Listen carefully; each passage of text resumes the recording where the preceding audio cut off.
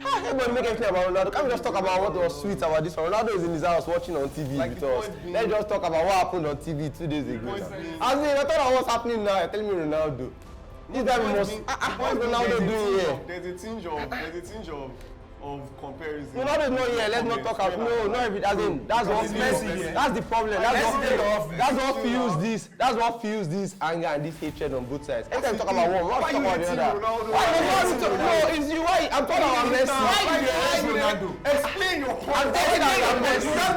I'm talking about Messi. You talked about No, I'm talking about Messi. you two hate Ronaldo. I don't hate him. I'm talking about Messi. Why do you bring up Ronaldo? Why did you bring up Messi? Why do you bring up Ronaldo? Come Messi is playing World Cup final now. Ronaldo to play World Cup. We should talk about any player but Messi and Mbappe. I don't want to hear Ronaldo. Let's do today's show. Merry Christmas. I'm talking about Ronaldo. Merry Christmas to you. Merry Christmas to you. I mean, it was not.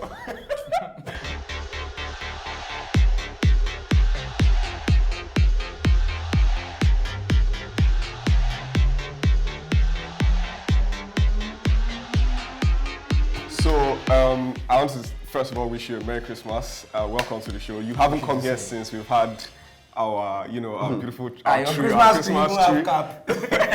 So yeah, what's our tree's name? Leo Cristiano now. Okay, Leo Cristiano. So we're going to put a poll out to our viewers out there. Let us know what you think we should name our tree. We're going to come to that conversation because there has been a lot said off camera. But we'll start with something else. Talk about it, man. We'll start with something else. Just keep quiet. So, what should our tree be named? Leo or Cristiano? And moving on from that first, France versus Morocco. Before the last time we were here, it was a build-up to the semi-final games. And I think the most interesting one for me was France-Morocco. What did you think about the game? About how Morocco played? About how France played? About how Mbappe was relatively, silenced? Yeah, of course. And whatnot. Good game, went as expected. I knew France would win the game. I feel like Morocco were unfortunate that France scored so early because that was just like a punch in the face at the start of the fight. Like, you're not really sure, do you keep your tactics, do you come out? But they played really well, stayed solid for the most part. They created, you can maybe even argue the better chances. You can say they were the better team overall. But France, decent game for France. Mbappe didn't get on the score sheet as usual, but in those moments where he was brilliant, goals came out. So like the first goal, he had the rebounded shot that came back, and then the keeper saved his shot, and then Theo Hernandez scored. And then the second goal, he had some twinkle toes doing one or two jinky stuff, and they got the goal. So big up France. Back-to-back World Cup finals is crazy. Shout out Antoine Griezmann, who was probably France's best player. You can make a case for him being their best player over the course of the tournament because he's just been so good. What do you guys think? No problem. How about you? I just have to be honest because all this Mbappe has been one of the best players in the tournament so far. But to say the fact, for the past 2 games, we've been seeing Antoine Griezmann in the position of that 10. The guy has been putting more effort in that place, and you can see that since the last 2 games, even against England and then Morocco, Mbappe is relatively silent, as you've said. The guy has not been putting all those punch like that we've been looking after in the past 3 games that he played that he scored 2 goals. Talking about the best player in the team as at the last 2 games, I'll go for Antoine Griezmann, for sure, as you've said so far. So against Morocco, I think Morocco pulled a lot of things out, but it didn't work out with the sense that I won't say because they scored early, but it's part of it. But I won't say it's because of that, but because I think they lack that striking force up front. If you look at the way they compared the game, passing the ball, having more possession in the first half, I mean, they control the game. You can see that when, after France scored the first goal, they step back, they pull back. That means they are playing behind the ball. Do you understand? Because against Morocco, when you're playing in front of them, like Morocco will always win the second balls. They will always move the ball, but they lack the quality in the final third, and it's killing them. I mean, it's easy to say Morocco lacked the quality in the final third, but what would you say about France's defense that has Rolls-Royce defender and Upamecano? I mean, don't you think that defense is good enough to have? I think we have to shout out. It is good enough, but let's say the fact. Morocco conceded just 1 goal until the France game, all tournament until the France game, and they conceded 2. I would say, if not for the 1 goal they had, which was the goal, up until the France game, they conceded just 2 goals in the tournament. I will give it to them because compatibility in the defense, I'm not talking about just the 5 and 6, 2 and 3. I'm talking about your CDMs helping the defense, your strikers, your midfielders, your attacking midfielders, your center midfielders assisting the defense. I think the team effort around the Moroccan team, we should give it to them. They played well. Most definitely. I like your points about how France defended, because France have actually shown over the course of the tournament that they're one team that can win a game any which way. So like they can grind it out, they can pass it around you, they can hit you on the counter attack with Mbappe. That's why I think they're one of the strongest sides in there. And against Morocco, for a lot of that match, they really had to defend. And I like to shout out Ibu Konate. So Upamecano was sick and didn't play. Konate came and played and was exceptional, key block after key block. And I think it should start in the final over Upamecano. As a Messi fan, I'd rather they start Upamecano, but I think Konate should start. The performances he's put up in this World Cup. Yeah, definitely. Massive props to France and their defense. But something that I wanted to point out, and just another interesting Father Son moment that happened with the France team. We remember Lilian Thuram of France, who happened to win the World Cup with France, and his son coming on to great effect in that game against Morocco, and his son is now in the finals. His son Marcus Thuram is now in the finals for France. Yeah, big moment. Big for the Thuram family. They are French football heritage, and shout out to them. Anyways, France are talking about recalling Benzema. I already said no to that. So that's the thing, right? Their manager was asked, the coach was asked, Deschamps was asked, and Deschamps said he doesn't know, no comment. He said he would rather not talk about it. And I actually saw a stat that was interesting. So, of all the tournaments Deschamps has managed them for, the 2 times they haven't gone to the final, were the 2 times that Benzema was in the squad. So, without the squad, they tend to go to final without him in the squad. So this is the thing, right? Before a World Cup final, I'm not going to I'm going to leave Giroud in there because you bring in Benzema. Of course. Benzema is not up to form. He comes in there, he affects how Giroud is playing. He affects how Griezmann is playing. It will affect the whole team. It will affect the whole team. So it's interesting. One thing I wanted to point out is the fact that Giroud did leave that game, with something of a knock, right? And without Giroud, there's no other striker up front, besides maybe Thuram himself. Mbappe, so that's the thing, right? As false nine. There's a little bit of a wiggle room without Benzema, but there's no out and out number 9 if Giroud is not fit enough to play against Argentina, and that might pose some problems. Already, we all know that right now, even the way they set up and play, Giroud is not really playing as an out and 9-9. He's playing as a target man and as kind of a false 9. Like, he's playing the role like we see Firmino in Liverpool, in the sense that he drops deep. We all know Giroud always dropping deep, moving up front. All those pocket spaces where you see an out and 9 striker like poachers and your Haalands, your Benzema. Giroud is not that kind of a player. He's more of like dropping deep, moving forward, poaching the ball as at when due. Do you understand? So I think they will survive even if Giroud is out injured. They will still make it happen. Okay, so what do you think France should not call Benzema back? No, of course not. As this guy has said, I don't understand why he said that, but they should just leave the guy. Shopsy, you also don't think France should recall Benzema? No, I don't think there's no need now to recall someone from one match for a final. What it does psychologically, I don't know if that's a best good player. And is he and the best player, but he's coming back from an injury. He hasn't played a match in some time. Match fitness is a big deal. He did play. Yeah, training match. They're not tackling you well now. That's not a match. You come back now, you play there are guys that think they're ready, and we've seen them come back from injury, and then in the first 20 minutes sprints and pull up your hamstring. That just means that the way you ran in an actual match, you never ran that intensely in all the trainings until you said pitch, because they trained. So I won't call him back. It's risky. Definitely one for the fans and the viewers to actually let us know. What do you think? Should France call Benzema back into the squad? I mean, emotionally for me, I would really love to see Benzema win. Everybody wants. Second. And as a Chelsea fan, I also want to see Nkunku back. So. But it is what it is. But that's it for all the games that happened. We didn't talk about Argentina match. We saw the game. We didn't talk about now. Why? You see now. All this Messi. Let's move on. I just want to talk. I can't understand. How can we not talk about it? Now we're going to talk about Argentina versus Croatia. Okay. That one was one that personally I did not expect the Croatia defense to capitulate to that extent. I might have expected Argentina to win. Yeah. Maybe in my heart of hearts, I'd have expected Argentina to win, but I wasn't hoping that they would win. But nobody would have expected the Croatia defense to capitulate that much to the point where they conceded 3 goals against the Argentina side. So it was a very interesting game, a Messi masterclass at the end of the day. And yeah, what do you think about the game? So yeah, very good game.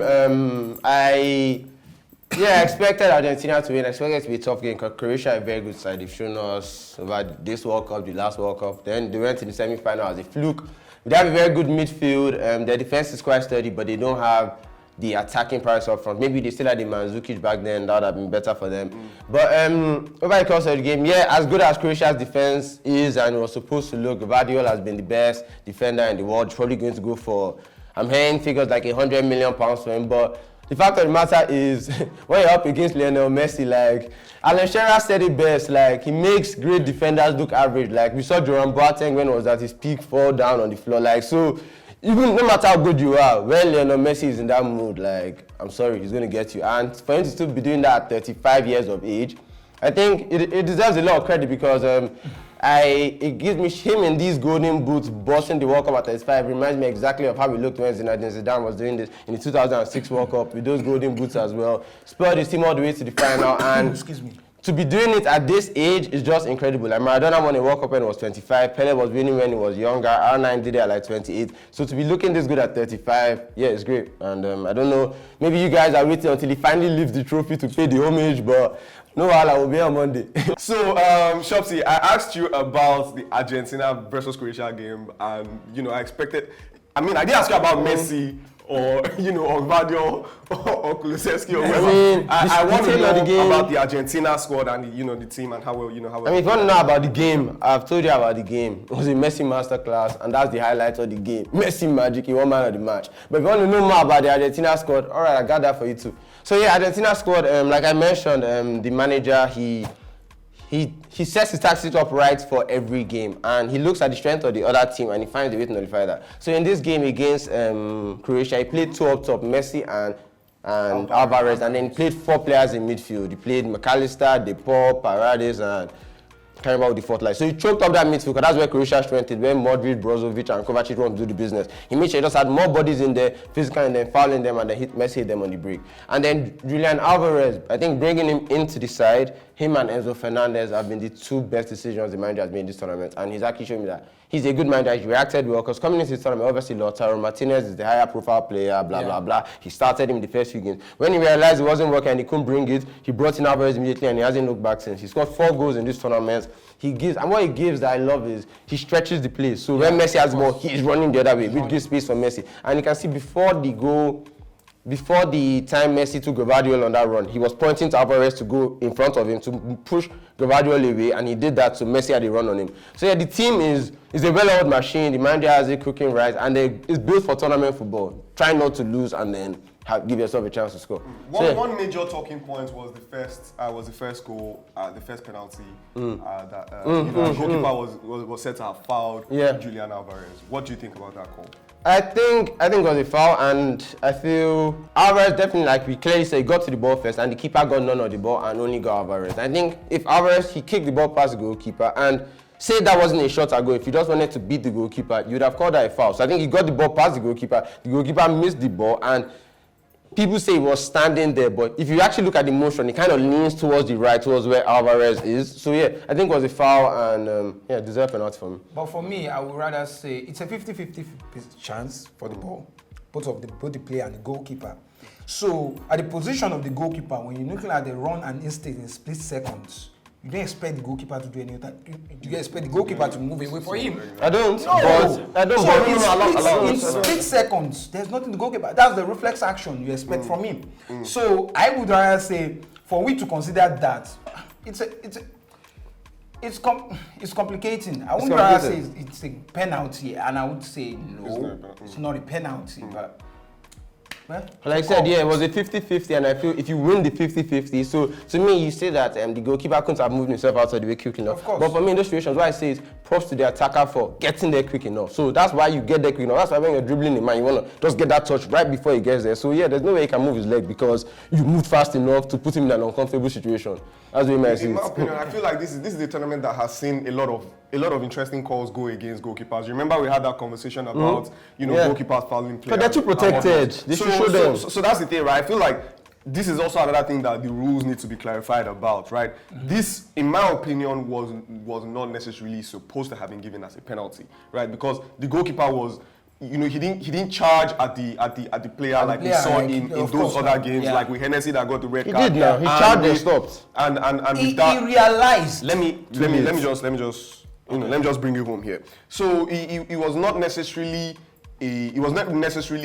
dangerous play by the goalkeeper, right? It was more or less 50-50. And traditionally, in 50-50 situations with goalkeepers usually get the benefit of the doubt, right? So that was a situation where I expected, or I thought that the goalkeeper would have done whatever he could to, but he did not, he did not flagrantly impede Alvarez. So I felt like that penalty was just a little bit, it was a little bit too much. And that penalty and the goal swung the momentum in favor of Argentina. So there's that conversation that can be had. But besides that, I would not take anything away from the performance of Argentina and the performance of Croatia in that game. Argentina basically played through Croatia's middle. And they basically just found Croatia out, and that was interesting. But yes, let us know what you think. Was that penalty supposed to have been given?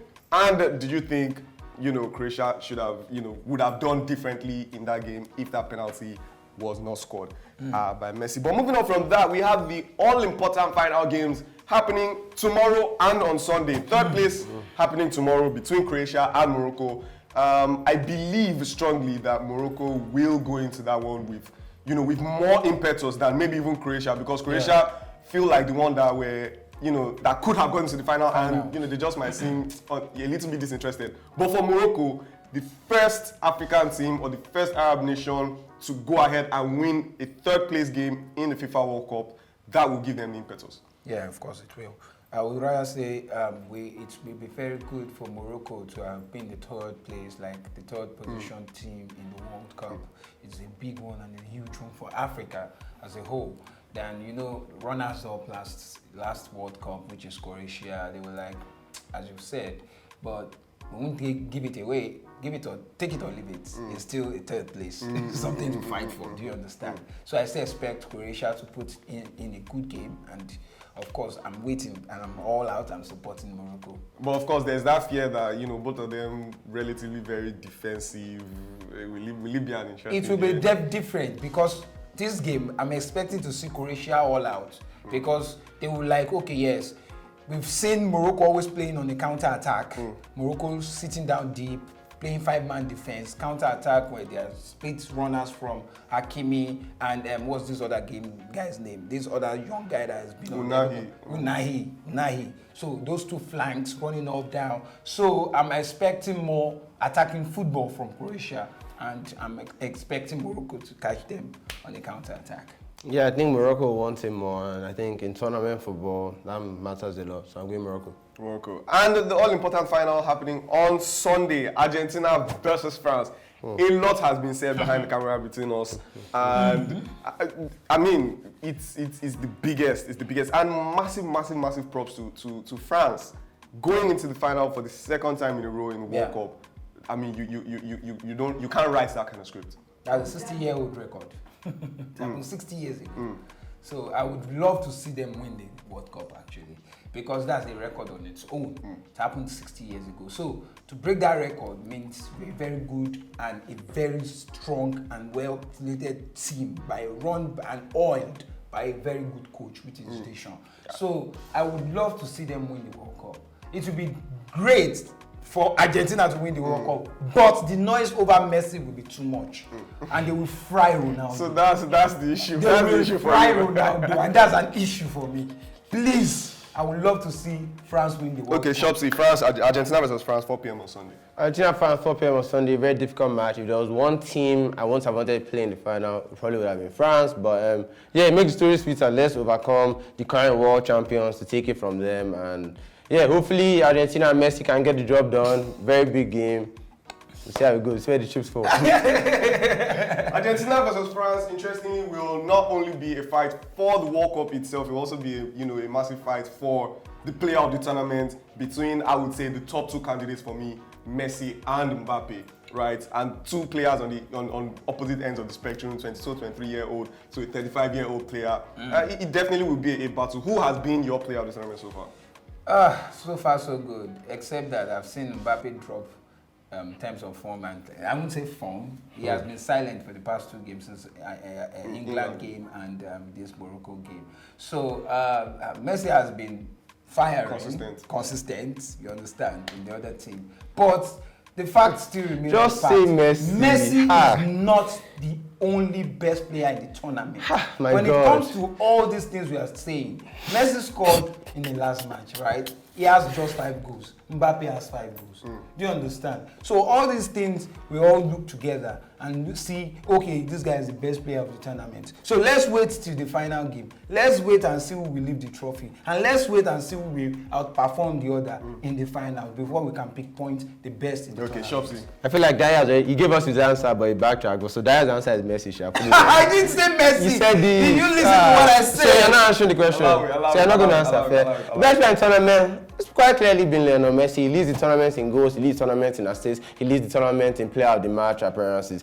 He leads the tournament in chances created. He's only joined with Antoine Griezmann for that. I mean, any metric you want to call it, it's really just been Lionel Messi. He's treating the World Cup like it's the Copa America. I'm so sorry, it's Messi.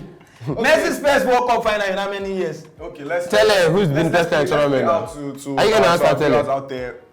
Who do you think has been the best player in they don't answer. Oh my God. Who do you expect to end up as the best player in the tournament at the end of the game on Sunday? The game on Sunday. Right? Let's wait. No, like I've always said it, and you know where I stand, right? I also said it, 2 games ago that Mbappe was still, right up there, and I even also mentioned 1 or 2 Morocco players. Amrabat has been playing great. So what we're saying is Mbappe is allowed to put up a dud in the quarter-final and the semi-final, and he's still in the. So that's okay. No, you can go missing into the biggest game. Let's wrap it up. So talking about who the best player will be in tournaments, it's very easy for you to emotionally just want to give it to Lionel Messi. It's the facts. But format of the match. When you play, you guys are gaslighting me, finals, right? When you play finals and you see how for example, if Mbappe ends up scoring 1 over more than Messi, and he has Mbappe does wake up in the final game. Yes, I would if Mbappe is not given that award,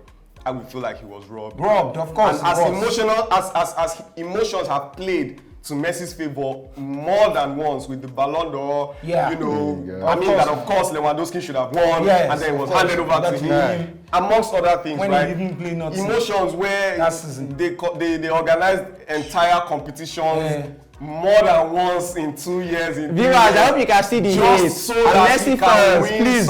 Messi fans, don't those kinds of emotions are the things that were. Hope you can see the hate. Emotions attached. Messi has been playing excellently, no doubt, for a 35-year-old. But those emotions also come into play to sort of feed into the narrative in favor of Messi. But that's besides the point. We're going to see on Sunday what happens. Let us know what you think will happen before Sunday. Let us know what you think will happen before tomorrow as well, especially with the Croatia versus Morocco game in the comment sections. Do not forget to drop your predictions wherever you're watching this. We will be giving out prizes to whoever predicts correctly the final score of the final game of this year's World Cup, Argentina versus France. That's an episode. Thank you guys for coming. Thank you guys for working with us. Of course, do not forget, we also have that poll. Is this Leo? Is this Cristiano? Cristiano. Peace. Peace. Safe.